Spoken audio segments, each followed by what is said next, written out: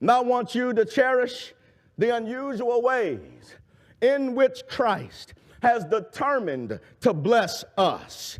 Here is the paradox of divine blessing. Notice that there is a gate that we must enter.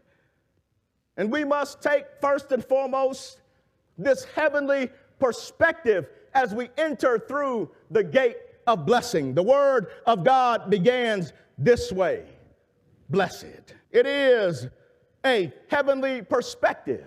People place signs at the top of doors all the time to tell you what's on the other side of the door. If you ever went to high school, middle school, elementary school, you know that there are signs on top of doors that tells you what's on the other side of the door. That when you walk down the hall and you saw the word cafeteria written on top of the door, you know that there was the blessing of food on the other side of the door. That when you saw gymnasium written on top of one door, you know that there was the potential for recreation and games and socializing with your friends when you saw that name on top of the door. But when you saw on top of the door the library, you knew that on the other side of the door that this was going to be a place of learning where you could sit and open up books and find out all you wanted to know about the world and about cultures and about societies. Well, friends, here we have on the top of the door of the Beatitudes this word blessing.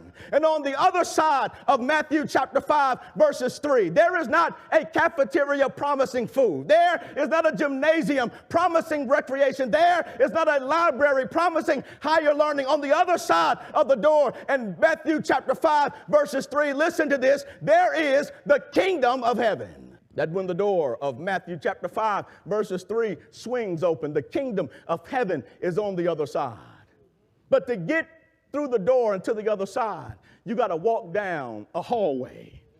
And the hallway of this beatitude is, listen to this, poverty of spirit.